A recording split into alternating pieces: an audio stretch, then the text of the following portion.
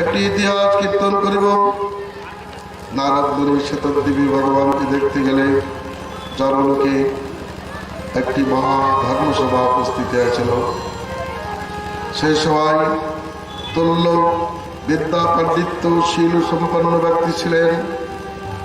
তাদের মধ্যে সনন্দন ঋষি বক্তা হয়েছিলেন। অন্যান্য ঋষিগণ ছোট হইয়া বেদের তাৎপর্য বিষয়ে শ্রবণ করিয়াছিলেন। ভগবান নিজ মায়া দ্বারা এই জগৎ সৃষ্টি করিয়া আবার তাকে পালন করেন, সংহার করেন।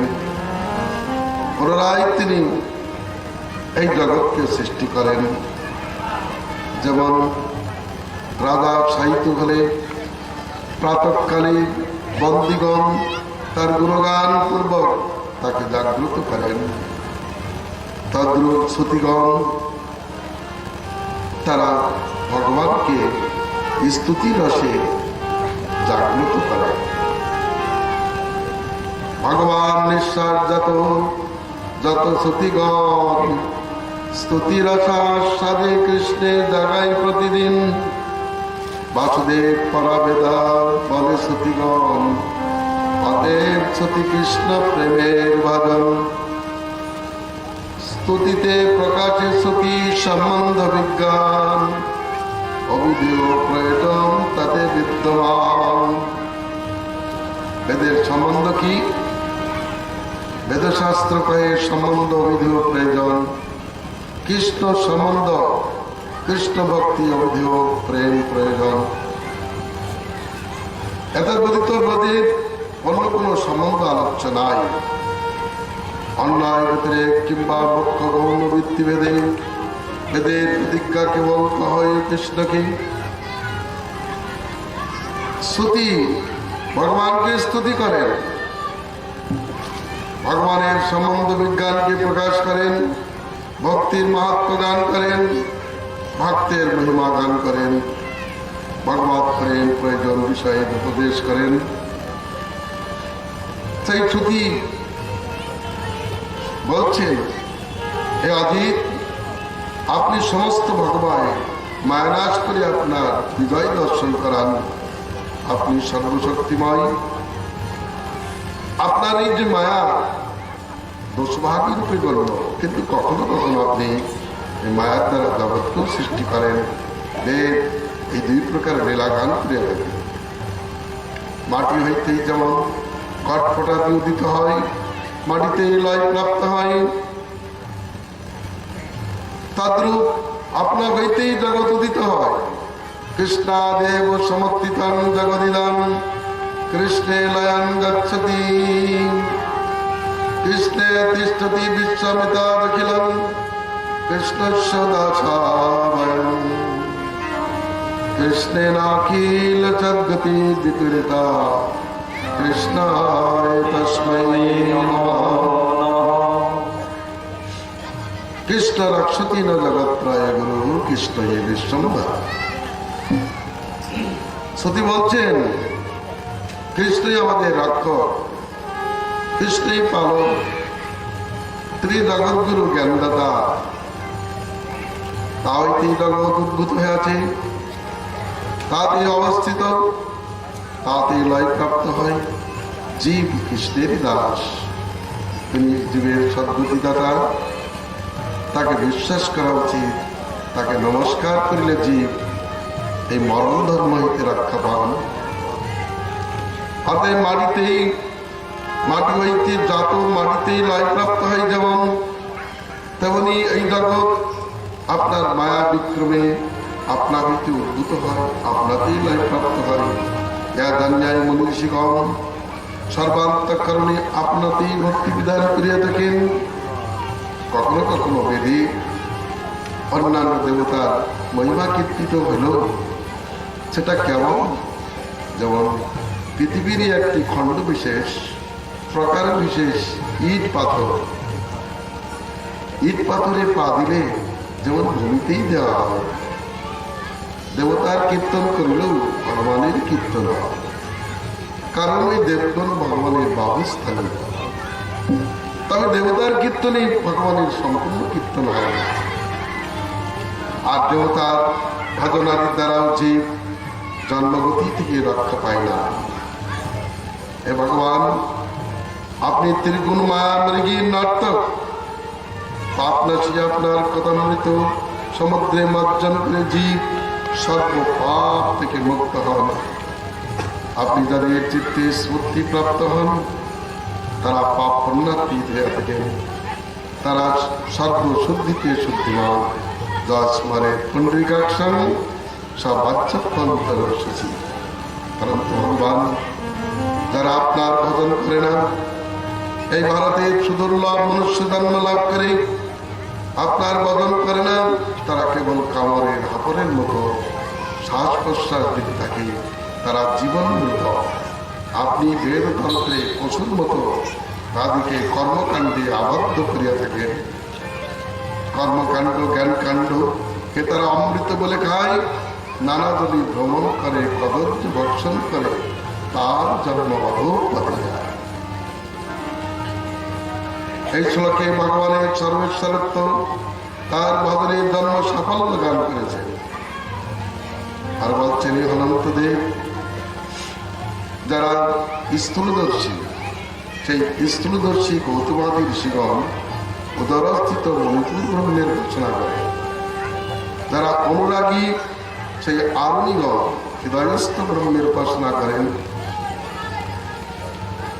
আর যিনি সহস্রার চক্রস্থিত ব্রহ্মের উপাসনা করেন, তিনি কখনো কৃতান্তমুখী জম্মুখে পতিত হন না। ভগবান এই দেহের ষট চক্রে ৬টি রূপে অবস্থান করেন। হ্যাঁ, গোবিন্দ মঙ্গলম। কি হলো? গোবিন্দ, গোপাল, ঠিক আছে।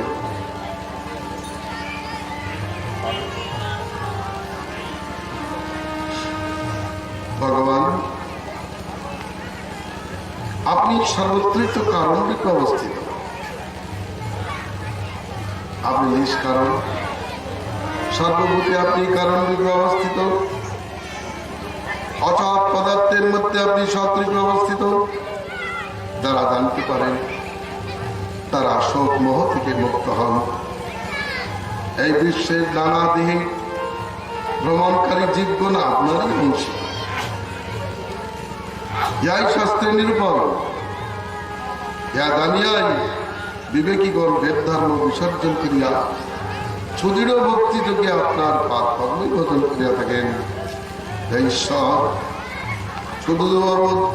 সুদূরবোধ আত্মতত্ত্ব জ্ঞাপনের জন্য আপনি এই জগতে নিজের মূর্তিকে প্রকাশ করেন, অবতারকে প্রকাশ করেন। আপনার চরিতামৃতি অবগাহন করে জীব সকল প্রকার সংসার ভ্রমণজনিত পরিশ্রম মুক্ত হয়ে থাকে। হে প্রভু, আপনার সেবাযোগ্য মর্তদেহ লাভ করে যারা অসৎ বিষয়ে ধাবিত হয়, তারা পশুর মতো গৃহান্ধকূপে পতিত হয়। আপনি নিরন্তর কৃপণ্য জীবকে সধর্মে প্রবর্তিত করবার জন্য কত ব্যবস্থাই না করিয়াছেন। মায়াবদ্ধ জীবের নাই কৃষ্ণ স্মৃতি জ্ঞান, জীবের কৃপায় কৃষ্ণ কইল বেদ পুরাণ। সাধু শাস্ত্র আত্মারূপে জীবকে জানায়, কৃষ্ণমর প্রভুদাতা জীবের হয়ে গান। অতএব ভগবান জীবকে জানার জন্য অনেক ব্যবস্থা নিয়ে থাকেন। যোগীগণ যাকে হৃদয়ের মধ্যে ধ্যান করেন, শত্রুগণ যাকে স্মরণ করে প্রাপ্ত হয়, গোপীগণ প্রেম লাভের জন্য যাকে হৃদয়ে ধারণ করেন, আমরা ছুতিগণ গোপী ভাবে গোপীদের ন্যায় আপনার পাদপদ্ম সুধার আচার সাধন করিয়া থাকি। হে ভগবান, আপনার ব্রহ্মাদি দেবতাগণের জন্ম হয়, কিন্তু আপনাকে জানিতে পারে এমন লোক সংসারে দুর্লভ। আবার আপনি সবকিছু আকর্ষণ করিয়া শয়ন করিলেও এক অনন্ত স্বরূপে অবস্থান করেন। আপনি সর্বশক্তিময়।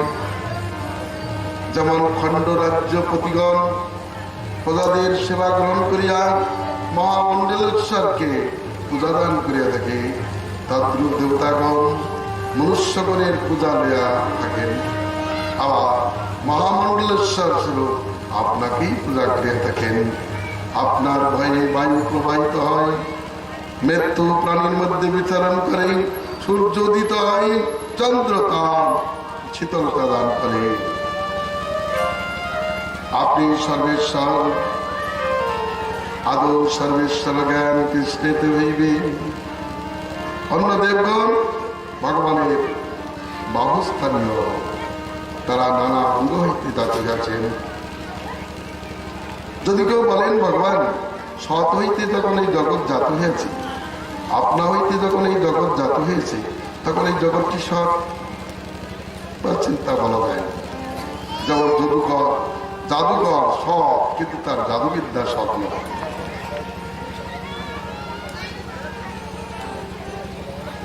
এই মায়ার জগৎ ভগবানের সম্বন্ধে সত্যের মতো প্রতিভাত হচ্ছে। যেমন পদ্মপত্রে জলবিন্দু মুক্তার সেবা ধারণ করে, কিন্তু সে মুক্তা নয়।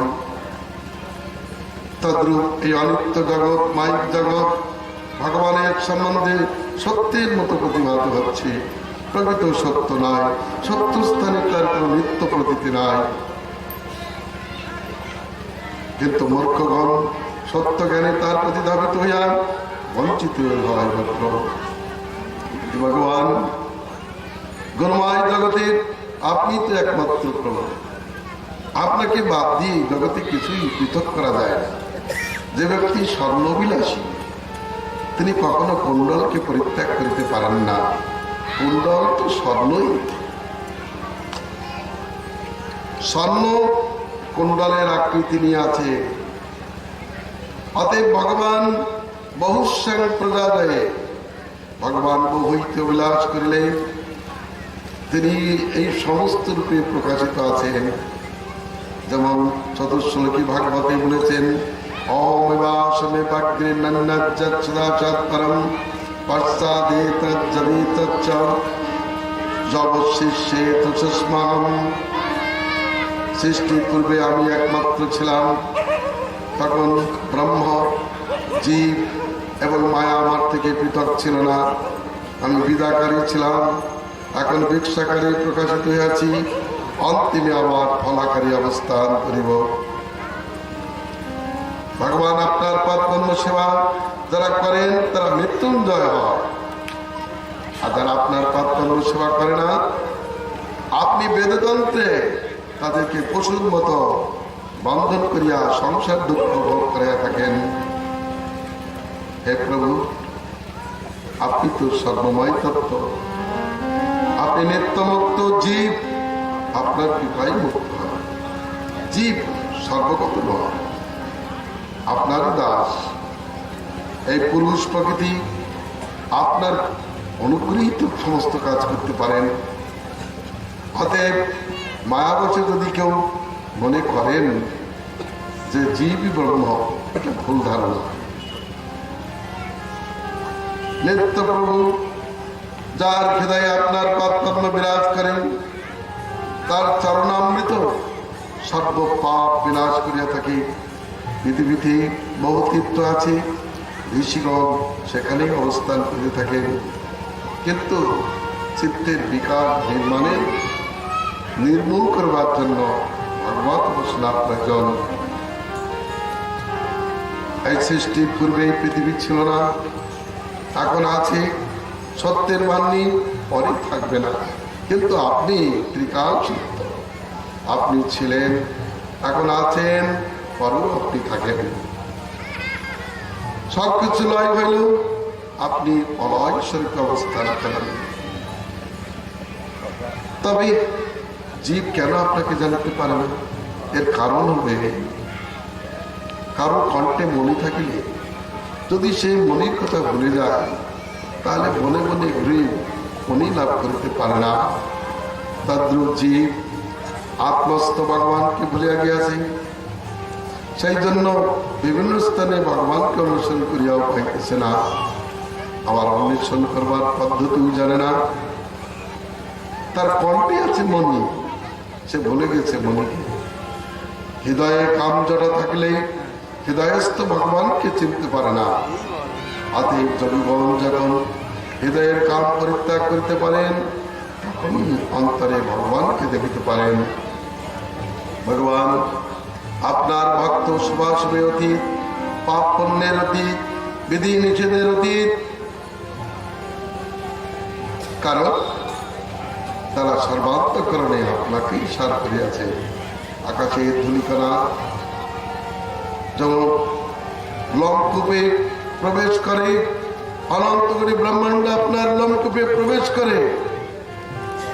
জলবিন্দু যেমন সমুদ্রে প্রবেশ করিলে করে, তদ্রূপ শ্রুতিগণ অল্পে আপনাতেই প্রবেশ করে।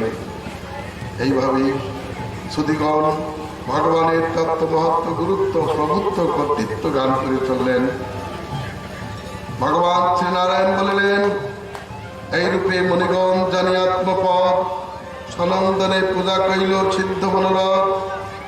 এই রূপে সর্বশ্রুতি পুরাণ নির্যাস, সংগ্রহ করিল মণিগণ বিদ্যারস। নারদে কহেন মণি শোনো তপোধন, এই তত্ত্ব গানে কর পৃথিবী ভ্রমণ। ইয়াদানি মুক্ত হোক পতিত সংসার, ইয়া বিনা গতি নাই, গতি না গিয়ার। সতীগণ কৃষ্ণপরায়ণ, কৃষ্ণ বদন ছাড়া কিছু করেন না। সাধ্বী পতিব্রতা যেমন পতির সেবা ছাড়া আর কিছু করেন না, তদ্রূপ সতীগণ কেবল কৃষ্ণেরই ভজন করিয়া থাকেন। সতী বেদমন্ত্র কিভাবে পূজা করছেন মহোপনিষদে বলেছেন। সেই সতীগণ ভগবত সভায় আগ্রহী হয়ে কেউ ব্রজস্থিত গাভী রূপে, কেউ বা বৎসাদি রূপে, কেউ বা বৃক্ষাদি রূপে, কেউ বা স্বকীয় নারী রূপে, কৃষ্ণের মহিষী রূপে, কেউ বা গোপী রূপে, কেউ বা পশু পক্ষী রূপে, কেউ বা মৃগাদি রূপে কৃষ্ণের সেবা করিতেছেন। গাভী হয়ে কৃষ্ণকে দুগ্ধ দান করিতেছেন, ময়ূর হয়ে কৃষ্ণের আনন্দ বিধান করিতেছেন, পেখম তুলে নিয়েছে। আবার এদিকে হরিণী হয়েও ভগবানের সেবা বিধান করিতেছেন। এরা সবই ঋক মন্ত্র। তারা ভিন্ন ভিন্ন রূপ ধারণ করে কৃষ্ণের সেবা করিতেছেন। এটাই হল শ্রুতির অর্থ। শ্রুতি ভগবানকে উদ্দেশ্য করে করতে পারে কখন, যেমন প্রাকৃত জীব হয়, হরিনাম উচ্চারিত হয় না, কিন্তু সেবন্মুখ হলে সেই জীবায় স্বয়ং হরিনাম উচ্চারিত হন। তদ্রূপ জীব বেদ যখন কৃষ্ণোন্মুখ হয়, বেদ বচনকে ধরে জীব কৃষ্ণোন্মুখ হলে তখন ভগবানকে জানতে পারেন, কারণ ভগবান বেদৈক গম্য। আবার বলেছেন তিনি বেদাতি, বেদ তাকে জানতে পারে না। আবার শাস্ত্রে সিদ্ধান্ত দিয়েছেন বেদৈক গম্য। কখন?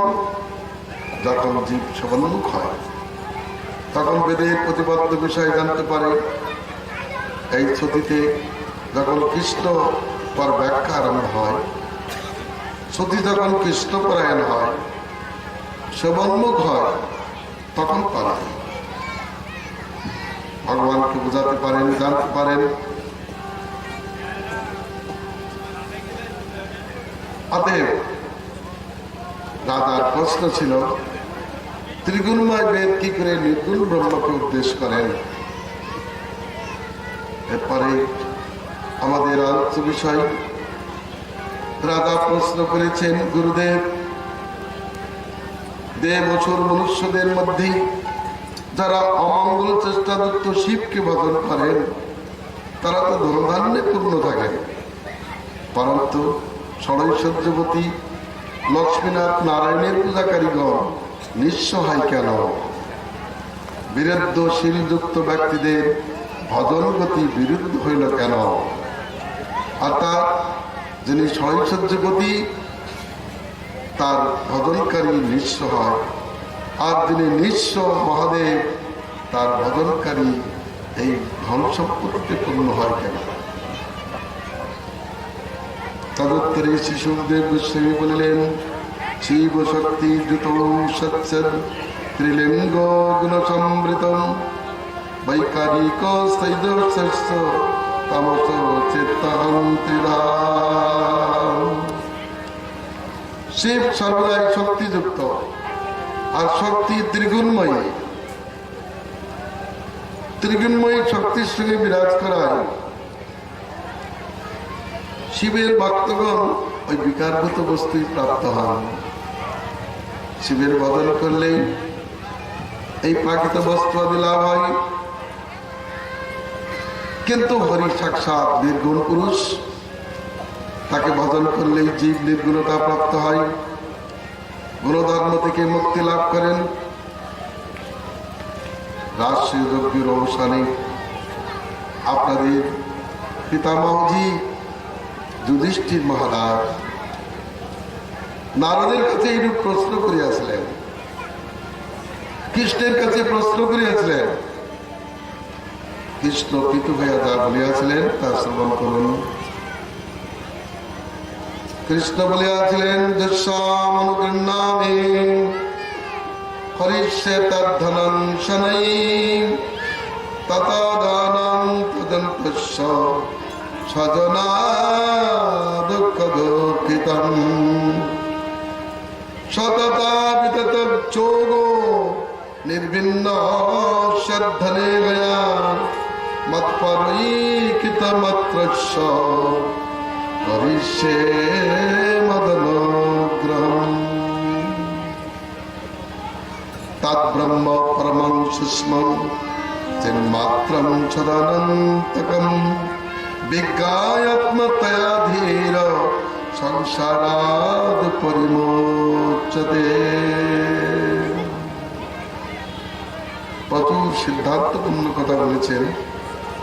ভগবান বলিলেন, আমি যাকে অনুগৃহীত করিবার ইচ্ছা করি, মত বিস্মৃতির কারণ ধনকে আমি প্রথমে গ্রহণ করি। কারণ ধর্মাদি মত্তগণ তারা দণ্ডকালী জগদীশ্বর আমাকে দেখতে পায় না।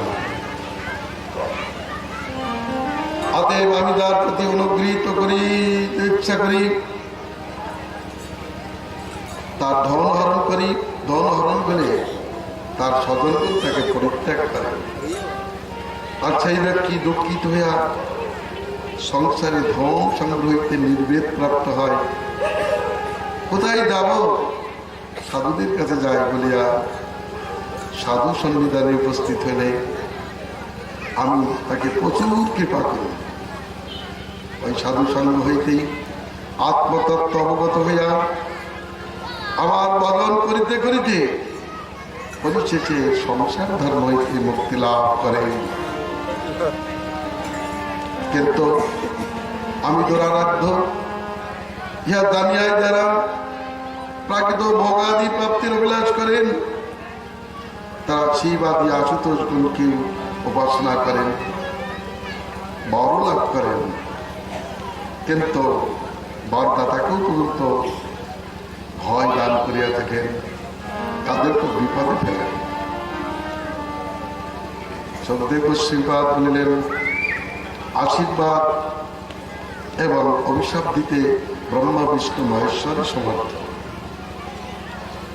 তার মধ্যে শিব এবং ব্রহ্মা আশু সন্তুষ্ট রুষ্ট হন, কিন্তু বিষ্ণু আশু সন্তুষ্ট হল না, রুষ্ট হন।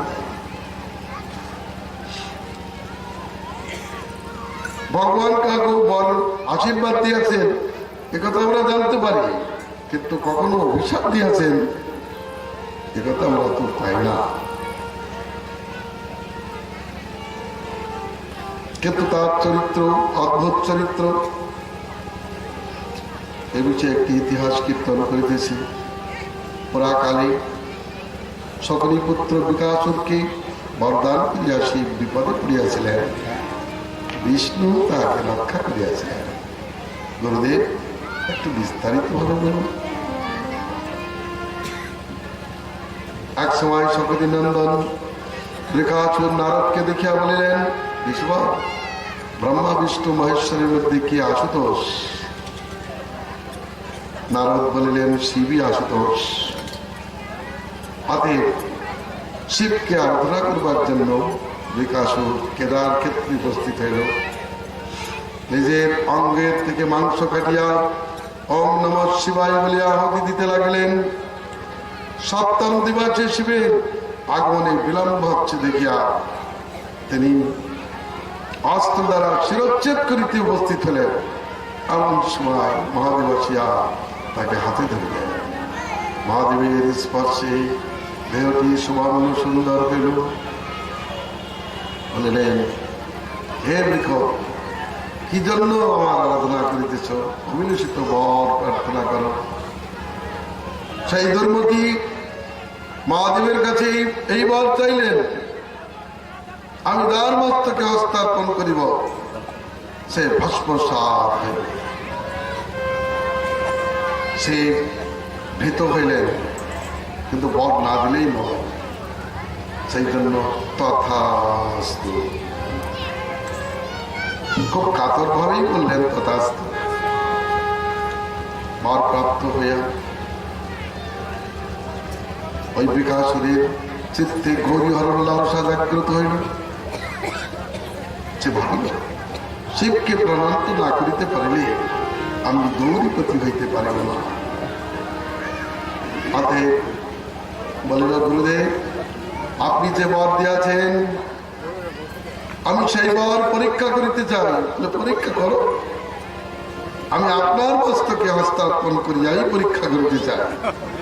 সংবাদ পেয়ে ত্রাহি মধুসূদন বলিয়া মহাদেব দিক দিগন্তে ছুটিতে লাগিলেন।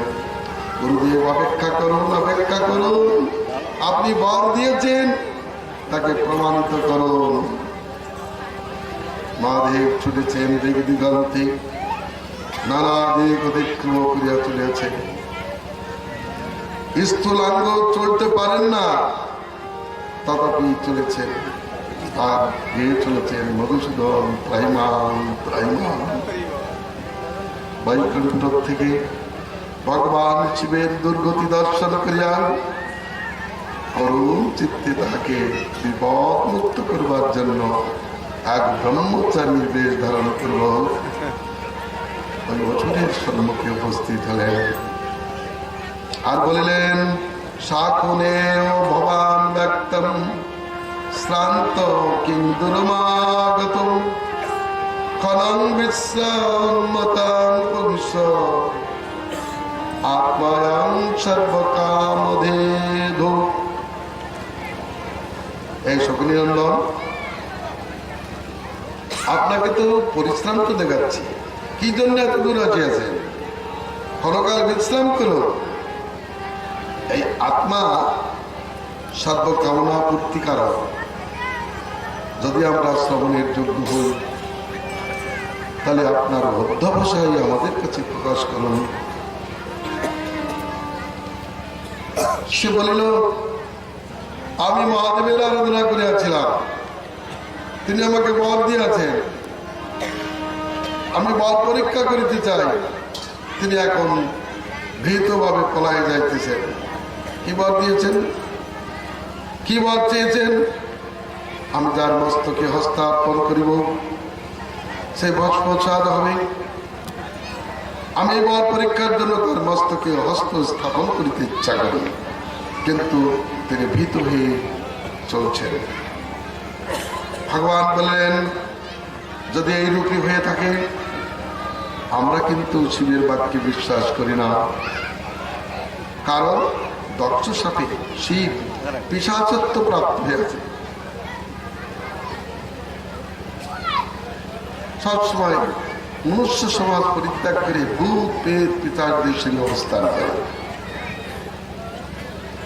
তবে শিবকে যদি তুমি জগৎগুরু বলে মনে করো, তার কথাই যদি তোমার বিশ্বাস হয়, তাহলে তার মস্তকে হস্তার্পণ করে বর পরীক্ষা করার প্রয়োজন নেই।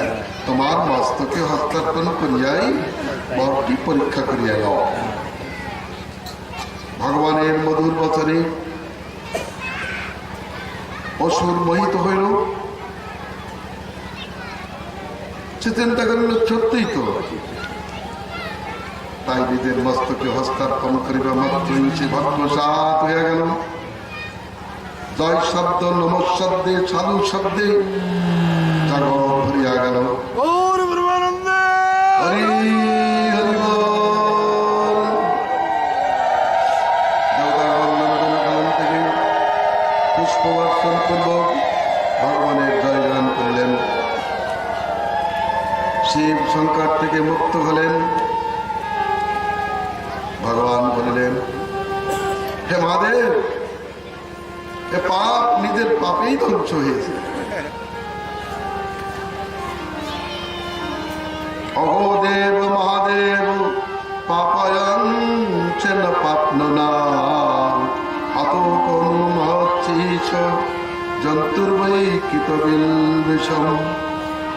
মহচ্চরণ অপরাধ করিয়া কোন ব্যক্তি মুক্তি লাভ করিতে পারে?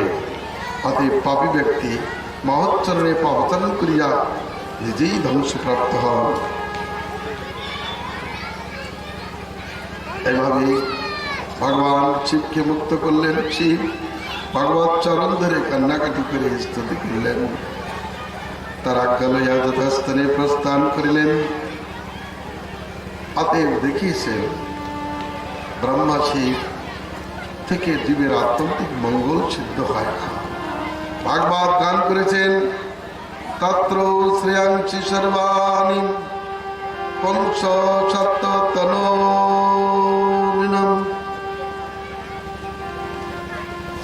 জগদীশ জগৎ কীর্তিত নিয়ে বসে আছেন ব্রহ্মা বিষ্ণু মহেশ্বর, কিন্তু ইহাদের মধ্যে একমাত্র সপ্ততনু বিষ্ণু হইতে জীবের আত্যন্তিক মঙ্গল হয়। ব্রহ্মা শিব হইতে হয় না। এরা জীবকে অমৃতত্ব দান করতে পারে না, এরা জীবকে অভয় দান করতে পারে না। অভয় লাভের জন্য এরা ভগবানের আরাধনা করিয়া থাকেন। একমাত্র শ্রী গোবিন্দই অকুত ভয়, তাকে ভজন করলেই জীব সমস্ত ভয় থেকে মুক্তি লাভ করে। তার শরণাগতি হইতে জীবের অমৃতত্ব সিদ্ধ হয়। কিন্তু এই জগৎ সংসারে জীব নিতান্ত দুর্ভাগা। এই সিদ্ধান্ত না জানিয়া কামস্তৈ হিতজ্ঞানা প্রবদ্ধন্তেন্ন দেবতা নানা প্রকার কামনা বাসনার বসে বা অজ্ঞতার বসে অথবা দুষ্কৃতির বসে তারা নানা অমঙ্গলকর দেবদেবীর আরাধনা করিয়া থাকে। মঙ্গল যে বস্তু, সে বস্তু একমাত্র গোবিন্দ ছাড়া কেউ দিতে পারেন না। জগতের জীব যাকে মঙ্গল বলে সেটি মঙ্গল নয়। মঙ্গলাং ভগবান বিষ্ণু মঙ্গলাং মধুসূদন মঙ্গলাং গরুড়ধ্বজ মঙ্গলায় তনু হরি। বিষ্ণু স্মরণ মাত্রেণ মঙ্গলং শন্ন সংশয়। বিষ্ণু স্মরণ থেকেই মঙ্গল হয়। ব্রহ্মা নারদকে বলেছেন, ভগবানের চরণই একমাত্র শ্রেয়ের আস্পদ স্বরূপ। ব্রহ্মা জানিয়েছেন শ্রেয় সেতিং ভক্তি, হে গোবিন্দ আপনার ভক্তি শ্রেয় পথ। তাকে পরিত্যাগ করিয়া যারা অন্য পথে পথে আত্মকল্যাণ লাভ করিতে চাই, তারা যেন ধান ছড়িয়ে তুষ করিতে থাকে। তাদের কুটাকুটি সার হয়, তারা কখনো মঙ্গল লাভ করিতে পারে না। ভগবানের করুণার অন্ত নাই, জীবের দৌরাত্মেরও অন্ত নাই।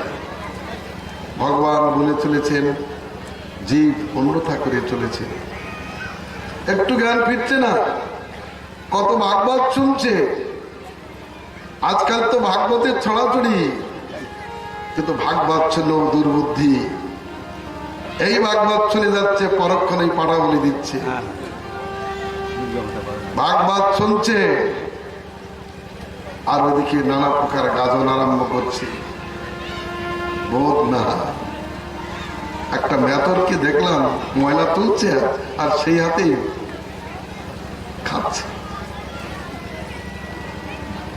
দুর্বুদ্ধিতে কাঁদিয়ে বোধ না, ভাগবত শোনে না, কর্মগোচর হচ্ছে না, শুনলে কি হবে, ধারণ করতে পারছে না, বোধ হচ্ছে না। কি বললেন ভাগবত? বেদব্যাস, যিনি নিজের জীবনে আচরণ করে জগৎকে শিক্ষা দিচ্ছেন যে আমি ঠকে গেছি, তোমরা এরূপ ঠকিও না। আমি ধর্মার্থ কাম মোক্ষের চিন্তা করে নানা কথা লিখেছিলাম, তাতে আমি চিত্তের পূর্ণ শান্তি লাভ করিতে পারি না। একক শ্রী গোবিন্দ আরাধনা করে ভক্তি যোগ সমাধিতে আমি পূর্ণাত্মা হয়েছি। অতএব জীব, তুমি যদি সেই পরিপূর্ণ চিত্ত প্রসাদ লাভ করিতে চাও, সর্বান্তঃকরণে গোবিন্দকে ভজন করো আর অন্যকে নমস্কার। শুধুমাত্র আদৌ সর্বেশ্বর জ্ঞান কৃষ্ণেতে হইবে, অন্য দেবে কবু অবজ্ঞা না করিবে। ভজন করো তো গোবিন্দেরই ভজন করো, অন্যের ভজনে আত্যন্তিক মঙ্গল সম্ভাবনা না।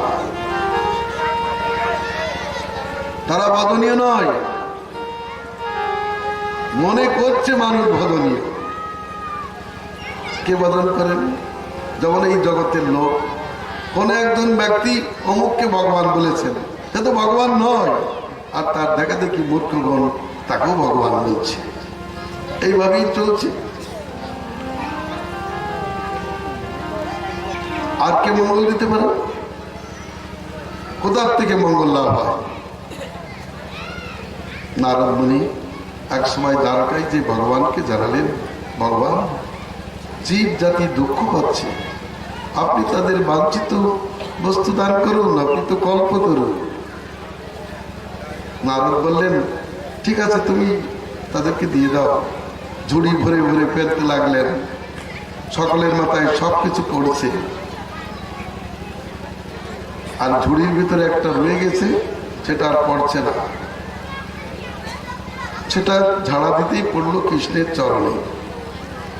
ওইটার নামই হচ্ছে শ্রেয় বা কল্যাণ। শিক্ষা দিলেন, যত কিছু পড়লো সকলের মাথায়, কিন্তু শ্রেয় আছে গোবিন্দ চরণে। যদি কেউ শ্রেয় লাভ করতে চান, তাহলে নিশ্চয় গোবিন্দের চরণ ভজন করিবেন, তা না হলে অমঙ্গল অবশ্যম্ভাবী। এরপরও আবার 89 অধ্যায়ে একটা বিশেষ সিদ্ধান্ত উপাখ্যান তুলে ধরেছেন। সুখদেব গোস্বামীপাদ বললেন, পুরাকালে সরস্বতী নদীর তটে একটি মহাযজ্ঞের অনুষ্ঠান হয়েছিল। সেই যজ্ঞস্থলে ব্রহ্মা বিষ্ণু মহেশ্বরের মধ্যে কে মহান, এইরূপ প্রশ্ন উঠিয়াছিল।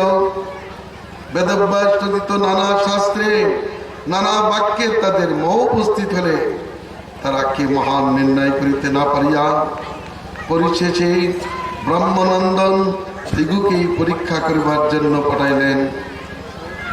ভৃগুর মধ্যে ভগবৎ শক্তির আবেশ হইল। পরীক্ষার্থে তিনি ব্রহ্মার সদনে উপস্থিত হইলেন। ব্রহ্মার সম্মুখে উপস্থিত হইয়া প্রণাম করিলেন না। ব্রহ্মা তাতে ক্রুদ্ধ হইয়া তাকে মারিতে উঠিলে তিনিও সেখান থেকে কৈলাস পর্বতে উপস্থিত হলেন। সে দূর থেকে ভৃগুকে আসতে দেখিয়া এসো ভাই, এসো ভাই, তাকে আলিঙ্গন করবার জন্য ছুটলেন। কিন্তু ভৃগু বললেন, তুমি আমাকে স্পর্শ করো না, তুমি অঙ্গে ভস্ম মাখিয়াছ, তুমি ভূত প্রেত পিতাদের নিয়ে থাকো, আমাকে স্পর্শ করো না। মহাদেব অত্যন্ত রুষ্ট হয়ে ত্রিশূল দ্বারা তাকে প্রাণান্ত করিতে উঠিলে পার্বতী তার চরণ ধরে রাখলেন। ভৃগু তাকে পরীক্ষা করে চললেন এবার বৈকুণ্ঠ ধামে। বৈকুণ্ঠ ধামে যে সরাসরি লক্ষ্মীর বিলাস ভবনে উপস্থিত হলেন, ভগবান তখন লক্ষ্মীর সহিত শয়ন লীলায় ছিলেন। ভৃগু এতটুকু ভগবত তেজ প্রাপ্ত হয়েছিলেন, সঙ্গে সঙ্গে শয়ন সে নারায়ণের বক্ষস্থলে পদাঘাত করিলেন। অহো ভগবান সঙ্গে সঙ্গে উঠে লক্ষ্মীর সহিত ব্যস্ত সমস্ত ভাবে তার পদবন্দনা করিলেন আর বলিলেন, হে ব্রাহ্মণ, স্বাগত, আসুন আসুন, এ আসনে বসুন। আপনার আগমন জানিতে পারি না, ক্ষমা করুন। আপনার পদধূলি দ্বারা এই লোককে পবিত্র করুন।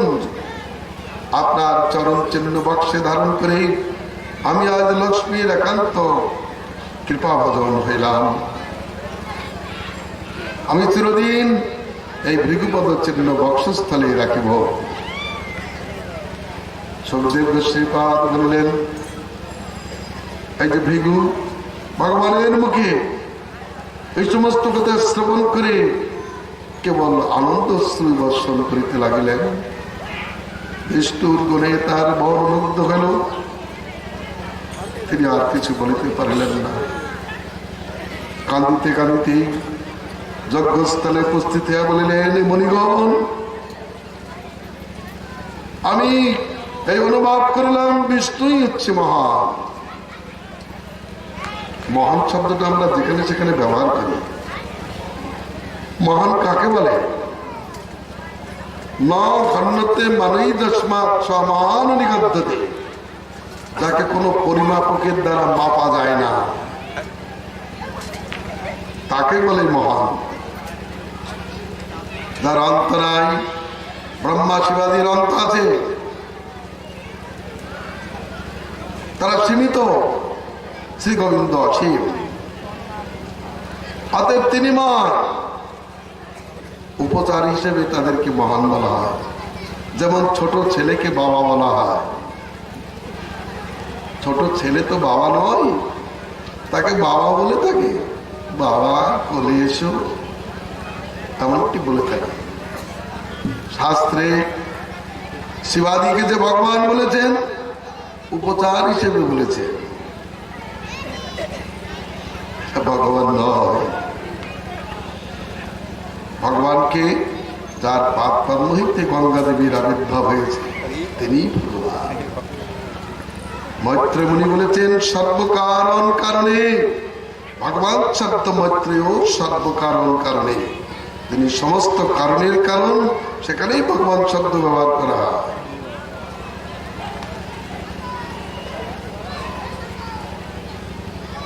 ভগবান পুরাণে বলেছেন, ভ শব্দের সম্ভার্তা, ভর্তা, সম্ভার্তা, গ শব্দের তিনটি অর্থ। গময়িতা, নেতা, স্রষ্টা। যিনি সম্যক রূপে বরণ করেন, আবার অপরের অন্যের দ্বারা বরণ করেন, এই অর্থে ভ। গ শব্দের তিনটি অর্থ, গময়িতা, নেতা, স্রষ্টা। তিনি জ্ঞানদাতা, নেতা এবং জগতের সৃষ্টি। ব শব্দের অর্থ, সর্বভূতি তিনি বাস করেন, সর্বভূত যাতে বাস করে, এই অর্থে ভ গ ব। আর এইরূপ মহত্ব যার আছে, সেই অর্থে বতু প্রত্যয় যোগে ভগব পান শব্দটা নিষ্পন্ন হলে ঋষিগণ একটি ব ব্যাকরণ মতে লুপ্ত করে ভগবান শব্দ নিষ্পন্ন করিয়াছেন। কৃষ্ণচন্দ্র ভগবান কি জয়। ভগবানকে গাধাকে ঘোড়া বললে পাণ্ডিত্যের পরিচয় হয়।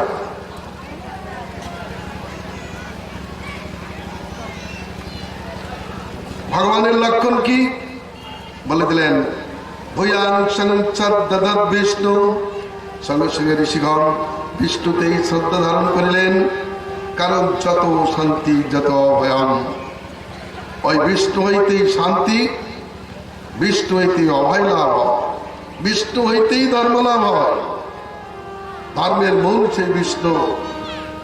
অখণ্ড জ্ঞান, বৈরাগ্য, সবই বিষ্ণু হইতে লাভ হয়, ঐশ্বর্যাদি তার থেকে লাভ হয়। এই জন্য ন্যস্তদণ্ড মুনিগণ সমস্ত কিছু পরিত্যাগ করিয়া অকিঞ্চন হইয়া তারই ভজন করিয়া থাকেন। আর কার থেকে লাভ হয় কেউ বলতে পারেন? ধর্ম কোথার থেকে লাভ? ধর্ম মূলং ভগবান, ভগবানই তো ধর্মের মূল, তার থেকে শান্তি লাভ হয়। তমেব শরণাং গচ্ছ সর্বভাবেন ভারত তৎপ্রসাদাৎ পরম শান্তি নিস্তনম প্রাপ্তি শাশ্বতম। কে বলতে পারে? একমাত্র গোবিন্দই বলেছেন, সর্বভূতের যে অন্তর্যামী তাতে তুমি প্রভক্তি করো, তার প্রসাদে তুমি পরাশান্তি, পরাগতি, পরাস্থিতি লাভ করিতে পারবে। তাকে জানিয়াই জীব শান্তি লাভ করেন। অতএব বিষ্ণুই মহান। আমার এই বিষ্ণুর মাহাত্ম্য গান করবার জন্য, বিষ্ণুর মাহাত্ম্য প্রকাশ করবার জন্য ব্রহ্মা এবং শিব তারা ক্রুদ্ধ হয়েছেন। চৈতন্য ভাগবতী বৃন্দাবন ঠাকুর বলেছেন, ব্রহ্মা বুঝতে পারলেন আজ ভিগু আমাকে প্রণাম করিতেছে না কেন। তিনি ধ্যান বলে জানিলেন কে মহান জানিতে আসিয়াছি, কিন্তু বিষ্ণুই তো মহান, আমি মহান নই। এই জন্য তিনি ক্রুদ্ধ হলেন। শিব জানিতে পারলেন শিবের মুখে ভৃগুর নিন্দা নাই, শিব নিন্দা নাই ভৃগুর মুখে, কিন্তু শিব বুঝতে পারলেন মহত্ব জানতে চান, তারাও বিষ্ণুর মহত্ব জ্ঞাপনের জন্য ক্রুদ্ধ হলেন। এখানে দেখিয়েছেন একজনকে প্রণাম করে নাই, তার জন্য তিনি ক্রুদ্ধ হয়েছে। দ্বিতীয় জনকে একটু নিন্দা করাই তিনি তাকে প্রাণান্ত করিতে উঠিয়াছেন। আর বিষ্ণুর বক্ষস্থলে পদাঘাত করিলেও তিনি ব্যস্ত সমস্ত ভাবে বিনয় নম্রভাবে তাকে সৎকার করেছেন, সমাদর করেছেন। অতএব মহত্বের লক্ষণ এইভাবেই প্রমাণিত হবে।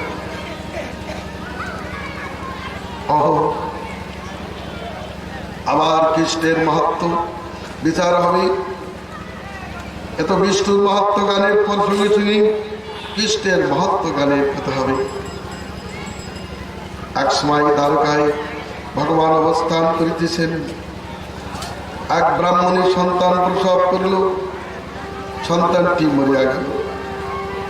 সেই সন্তান লইয়া ব্রাহ্মণ রাজদ্বারে রাখিয়া উগ্রেশ্বর রাজকে নিন্দা করিতে লাগলেন। বলিলেন, এই রাজা ব্রহ্মবিদ্বেষী, ষট প্রকৃতির লুব্ধ বিষয়াত্মা, ক্ষত্রিয় বন্ধু, তার কর্মদোষে আমার এই পুত্র পঞ্চত্ব প্রাপ্ত হয়েছে। অন্য শাস্ত্র আছে, আহা যে সমস্ত রাজগণ হিংসাপরায়ণ, যারা দুঃশীল অজিতেন্দ্রিয়, তাদের প্রজাগণ নিশ্চয়ই দুঃখ ভোগ করিয়া থাকে।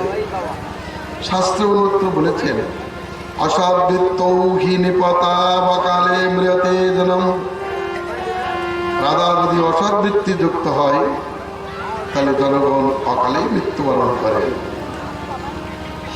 এইভাবে নিন্দা করিয়া ব্রাহ্মণ চলিয়া গেলেন। অগ্রেসর মহারাজ সেই সন্তানের সৎকার করিলেন। মৃতবৎস হয় ব্রাহ্মণী প্রতি বছর সন্তান প্রসব করিতে লাগিলেন। আর প্রসব মাত্রই সন্তান মৃত্যু মুখে পড়িতে লাগিল। এবং পূর্ববাদ ব্রাহ্মণ রাজদ্বারে সন্তান রাখিয়া রাজাকে নিন্দা করিয়া চলিয়া যাইতে লাগিলেন। এবার নবম পুত্র দ্বারে রেখে তিনি রাজাকে নিন্দা করিতেছেন, আক্ষেপ করিতেছেন। এমন সময় অর্জুন আসিয়া বললেন, এই ব্রাহ্মণ, হে ব্রাহ্মণ, আপনি দুঃখ করিতেছেন কেন? বলেন, দেখো রাজা দুষ্ট, তার জন্য আমার পুত্র বিয়োগ হইতেছে। অর্জুন বলিলেন, যে রাজার রাজ্যে ব্রাহ্মণ দুঃখ ভোগ করে সেই রাজা রাজা নয়, নটরাজ। আর কৃষ্ণই বা কেন এর প্রতিকার করিতেছেন না? ঠিক আছে ব্রাহ্মণ, আমি আপনার